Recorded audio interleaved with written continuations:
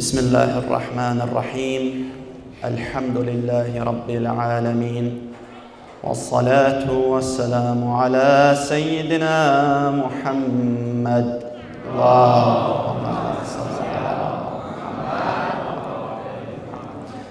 وعلى آله الطيبين الطاهرين ولعنة الله على أعدائهم أجمعين. Dear brothers and sisters, Assalamu alaikum wa rahmatullahi wa barakatuh. In the Ziyaratu Ashura, we read the following line where it says, بَرِئْتُ إِلَى اللَّهِ وَإِلَيْكُمْ مِنْهُمْ وَأَتَقَرَّبُ إِلَى اللَّهِ ثُمَّ إِلَيْكُمْ بِمُوَالَاتِكُمْ وَمُوَالَاةِ وَلِيِّكُمْ وَبِالْبَرَاءَةِ مِنْ أَعْدَائِكُمْ. Many of us, of course, we recite this in the dua, and we do it throughout these days of Muharram. And of course, the translation of this is, I disassociate myself from them through Allah and through all of you. And I seek nearness to Allah, تَقَرَّبُ إِلَى اللَّهِ, I seek nearness to Allah, and then to you through love for you and your friends, and disassociate with your enemies. And then it continues. Now this part here, وَبِالْبَرَاءَةِ مِنْ أَعْدَائِكُمْ, we recite it of course in Arabic. But have we ourselves understood the correct meaning and what this even means? Because we find that sometimes, unfortunately, what we do, we recite the Holy Quran, and we can recite the tajweed, we can recite the Arabic, etc., but we don't know the meanings. And the same thing can happen with dua. So when we read obviously these ziyarat and of Quran, we want to take it there, and if we don't understand the Arabic, we get a translation in our language, of course. Now this part here, inshallah ta'ala, today we will explain this. As one brother came to me yesterday, and he requested that I explain this concept, so that of course even some of the younger brothers and sisters can understand. Now, of course, we can say that this is a practice in some of our communities, or many of our communities. As lovers of Ahlul Bayt, we have forgotten this practice. For example, what we have is wilaya. In our hearts, we accept the Imams alayhim salam, we accept their authority. We befriend them, we accept the divine authority, and we love the Ahlul Bayt alayhim salam and the Imams. Salli ala Muhammad wa ala Muhammad.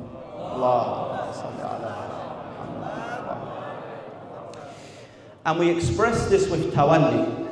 So with tawalli, what do? I see the commandments of the Imams alayhim salam.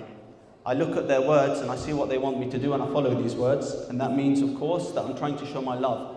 Or for example, we have this majlis here where we're all gathered and we're expressing our tawalli. So we know the divine authority, the leadership of the Imams alayhim salam, and this is in our hearts of course, and we try to express this. So this is the wilaya that we have. We love the Ahlul Bayt alayhim salam, we accept the divine authority. But can we love Ahlul Bayt alayhim salam? Of course, if we do not know who the people were that oppressed them. Because if we just say we love the Ahlul Bayt alayhim salam, but then we shy away, we say, I'm not going to, of course, speak about this particular person who oppressed them, or I don't gain knowledge of that, how can I truly love them? Of course, for example, if I love my brother or I love my sister and someone is harming them, if I hang around with that person or I'm friends with him and he's harming my family, do I truly love my family? No, I have to denounce them. So this is one question that comes. What is bara'ah? What is bara'ah? What we find is that in Sifat al-Shia by Sheikh Saduq, in Arabic and English you can find the book, 𝗧𝗨𝗥𝗓𝗦𝗓𝗔𝗖𝗎𝗍 Ridwan ta'ala alayh. Have any of you been to his shrine, 𝗧𝗨𝗥𝗓𝗦𝗓𝗦𝗓𝗧 in Shahr-e-Ray? Now of course, he was a descendant of Imam Hassan alayhi salam, so he was related to him of course. And 𝗧𝗨𝗥𝗓𝗦𝗓𝗦𝗓𝗏, he was in the time of Imam Rida alayhi salam, the time of Imam Jawad alayhi salam, and of course in this hadith which I'll read you, he was in the time of Imam Hadi. And going on his ziyarah is like what? Like going on the ziyarah of Imam Hussein alayhi salam. It has rewards for that, of course. And we find that Imam Hadi, what does he say? When you go to, for example, the shrine in 𝗧𝗦𝗦𝗕𝗦𝗦, you find written up, أنت ولينا حقا يا أبا القاسم مرحبا بك يا أبا القاسم. Imam Hadi addresses him in this hadith as, you are our true friend, Shah Abdul Azim, a great narrator of traditions. So this is a long narration where he goes to Imam Hadi to affirm his aqidah, his theology. Because where do you want to go when you learn your religion? The Ahlul Bayt alayhim salam said, كُلُّ مَا لَمْ يَخْرُجْ مِنْ هَذَا الْبَيْتِ فَهُوَ بَاطِلٌ. That anything that does not come from out this house, in terms of religious knowledge, is batil. Don't come to me with anyone, for example, who is Sufi or he's non-Muslim and say that I'm going to mix my religious knowledge. No, this is not accepted. If you want to learn a science, even Arabic, for example, I had a Coptic Christian. When I started learning Arabic, he was Christian, he wasn't Muslim, but I learned Arabic from him. Mushkil nis, there's no problem in that. But when it comes to the religious knowledge, the pure source is Ali Muhammad, salawat.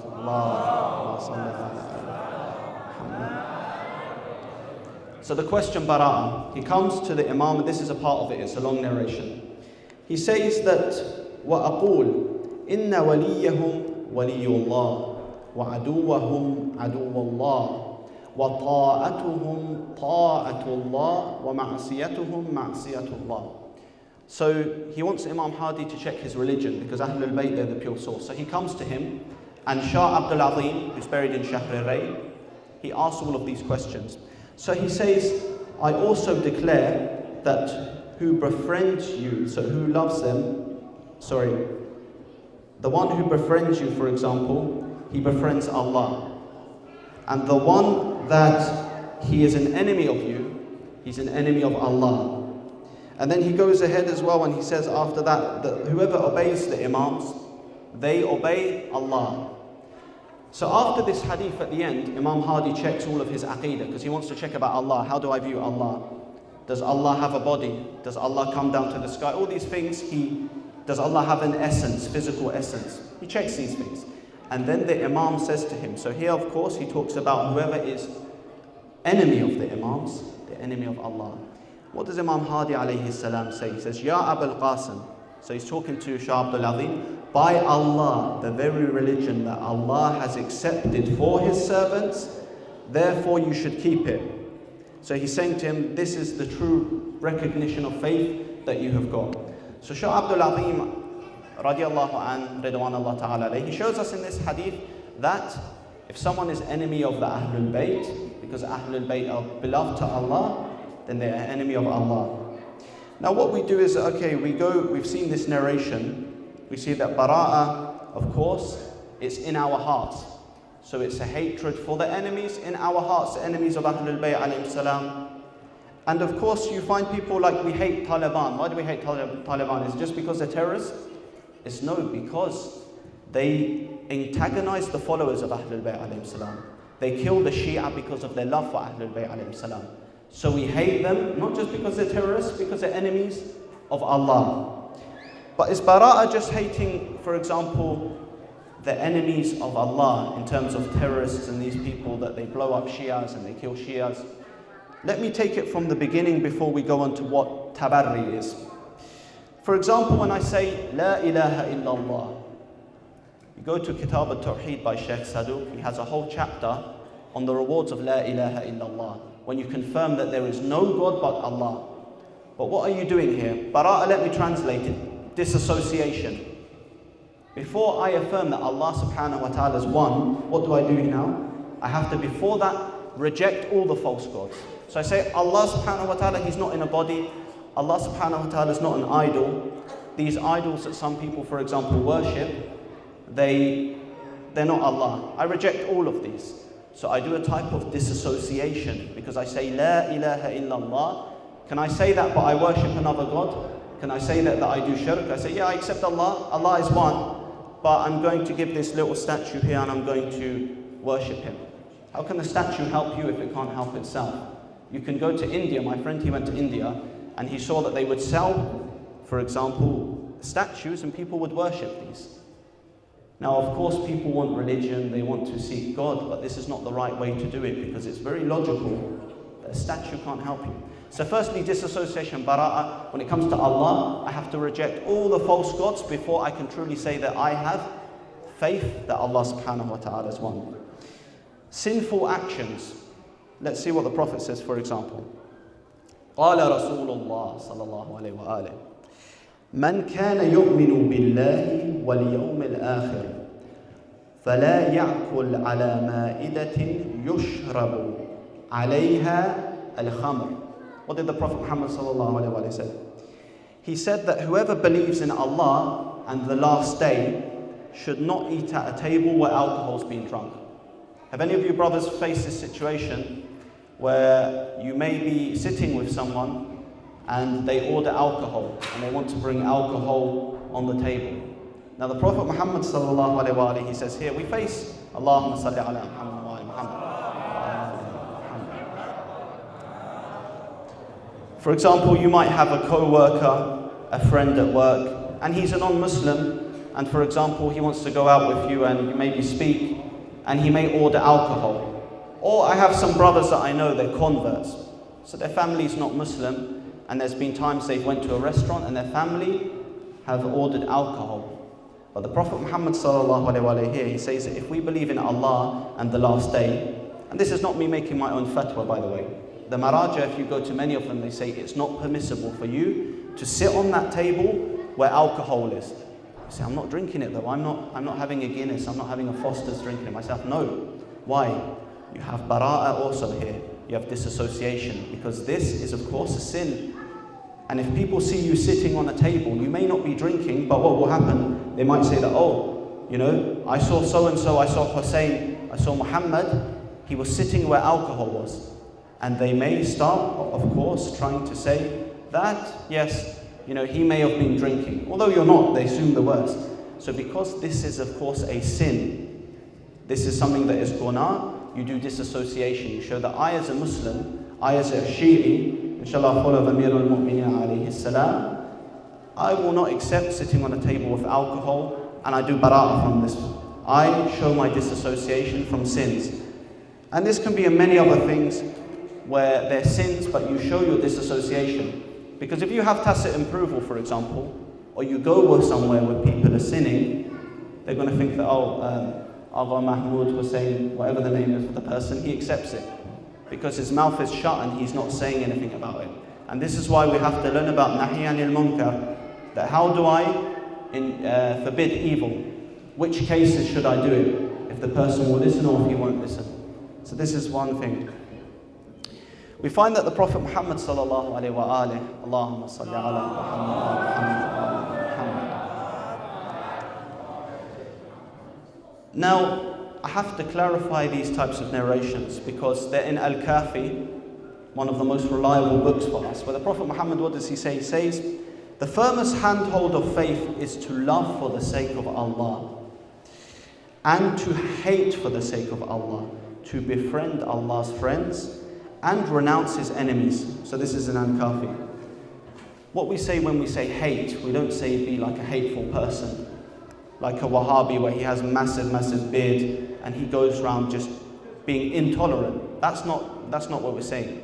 Someone who is just a normal person, we show good akhlaq, as I've mentioned many times. We don't just hate everyone and be hateful people, but we hate those things for the sake of Allah, such as alcohol, sins, or people who, of course, they're enemies of Allah, such as Taliban, such as Daesh. How much have they destroyed the image of Islam? They've made things as well that wajib, which are not wajib. Salatul Jama'ah, when you pray in congregation, it's got more reward, but it's not wajib. But yet you see when they took it over Syria, they made things wajib. They brought people and they would punish them if they did not pray Salatul Jama'ah. This is not wajib in itself. Even they say that themselves, some from the sect who refers to itself as Ahl Sunnah. So we have to see what is love and what is hate and how we understand that in the correct way. Now the question comes, bara'a. So bara'a is something in your heart. When someone says, for example, as tawalli, that's showing your love to Ali Muhammad. Allahumma salli ala Muhammad. Tabarri, of course, is when you express your bara'ah. So you accept the divine authority, wilayah, in your heart, tawalli. Bara'ah is how someone expresses this. And there's different ways in which one can do this. For example, the Maraja, when you look in the Risala, they'll tell you this. They should have a bab, a chapter, on, for example, tawalli and tabarri. Firstly, your heart. As we said, you have it in your heart. For example, someone like Yazid, because what he did to Imam Hussein alayhi salam, you disassociate from him. Someone like Muawiyah, you have it in your heart. Number two, you show your disassociation and you voice it. So you see your friend comes to you and he says, he praises Muawiyah, he praises Omar, these people. He might not be a Shi'i. You say, brother, I love you, and for the sake of Allah, because I love you, sit down with me and let me show you the truth. You want to guide him. You want him to be, inshallah, in Behesht, in Jannah with you.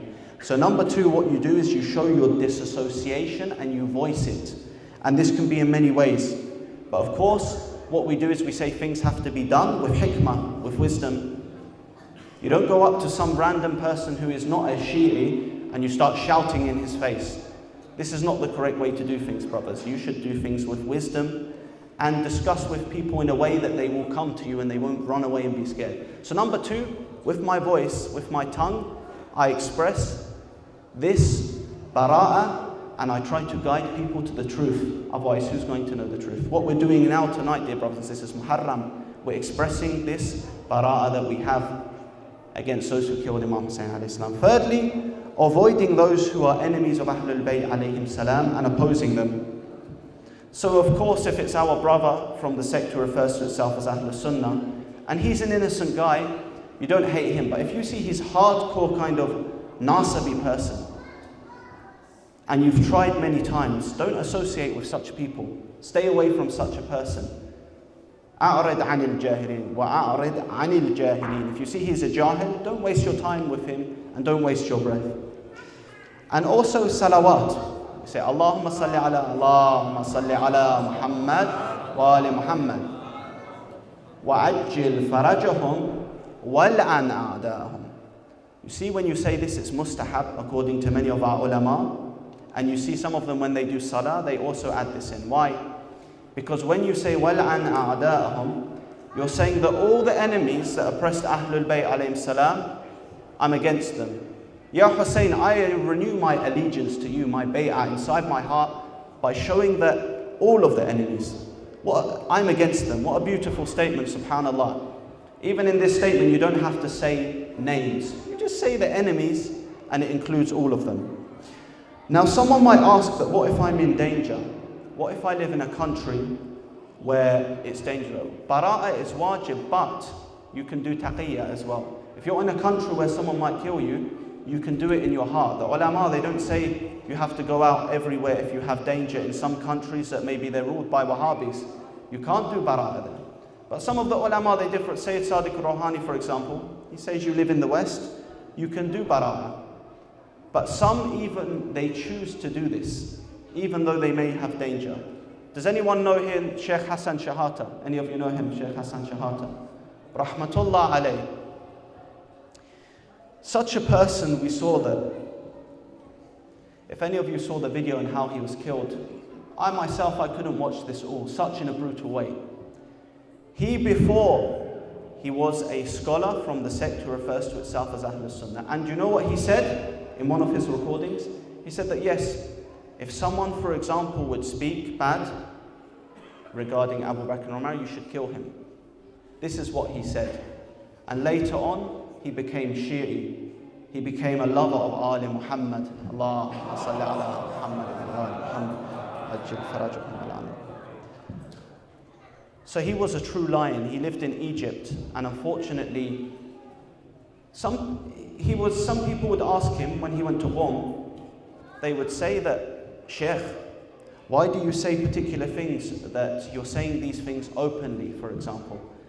You used to praise, for example, maybe these personalities that our brothers who refer to themselves as Sunnis love, used to praise them. Why don't you keep silent? They would ask him this in Qom. And he said that if you had a daughter, yani دختر دارید یا خانوم دارید و یه مرد آمد یا چند تا یعنی مردها آمدن به خانه شما و زن شما زدن و خواهر شما زدن، شما ساکتید؟ و درباره فاطمه زهرا چیه؟ درباره امام حسین چیه؟ How can you be silent on them? غیرت دارید برای فاطمه زهرا سلام الله علیها و امام حسین علیه السلام؟ Do we be quiet on this issue? Do we stop speaking about Yazid? Some people, they like Yazid. Do we stop speaking? Zakir Naik, I mentioned yesterday, big speaker, Indian one, for Salafis. He said, Yazid radiallahu anhu. Astaghfirullah wa billah. May Allah be pleased with him. Do we be silent on this? So refer to your scholar. Maybe your marja, he says, you shouldn't say this thing. Refer to your scholar on this, but know that some people, they do this openly. And of course, we remember Ali Akbar as well, because he was someone too that he was martyred, and I'll finish inshallah ta'ala so that Haji Ja'far is able to come and give the musibah. Inna lillahi wa inna ilayhi raji'un. Assalamu ala al-Husayn Hamad wa ala Ali ibn al-Husayn wa ala awlad al-Husayn wa ala ashab al-Husayn.